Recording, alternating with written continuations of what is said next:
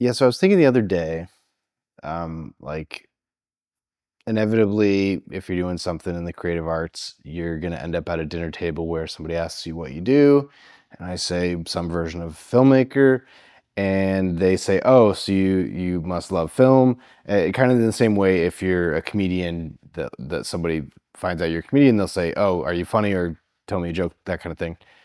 And yes, I do very much believe, with really specific examples or exceptions, that most people that work in filmmaking in any capacity tend to love films.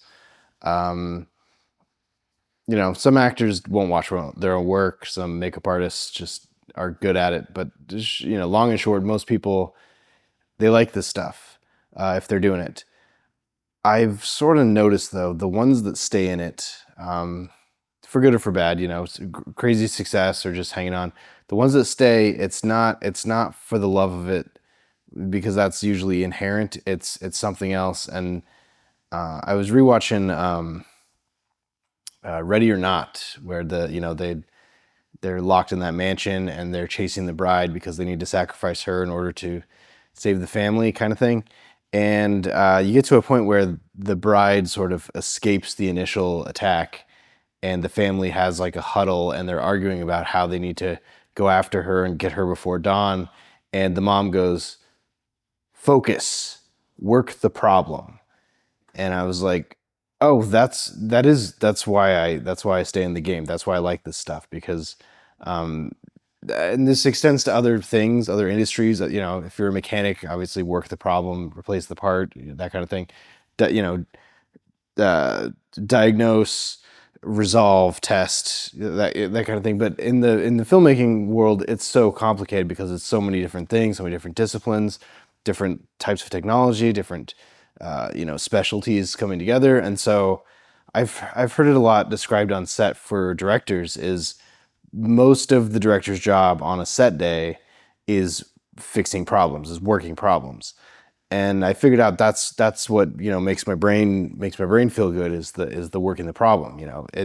Be it fixing something on set, or working on a special effect, or it can go back as far as the script, the writing, the writer's room.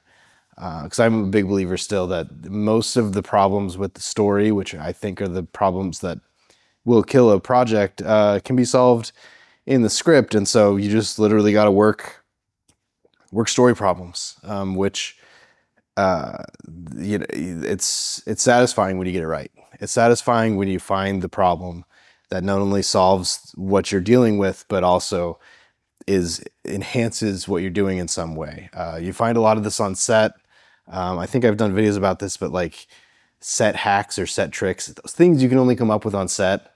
I have a video down the road that I want to talk about, where Robert Rodriguez just walked me through one in a session that I watched, which was pretty wild. But yeah, it's this problem solving. It's this fixing. It's the abstract problem, and then trying to find a satisfying solution, since there's infinite solutions maybe. But yeah, work the problem. So for better or for worse, even in the quiet moments when you get that artistic fraud feeling bubbling up to the surface a little bit more than maybe it should, why do you do it? And the answer is, I love it. But the other answer is, I love working the problem.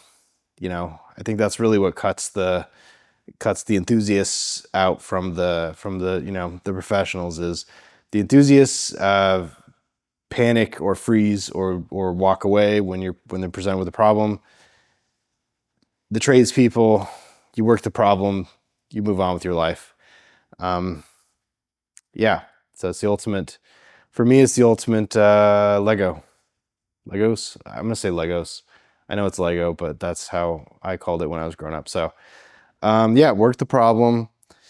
Like, share, subscribe. Catch you next time.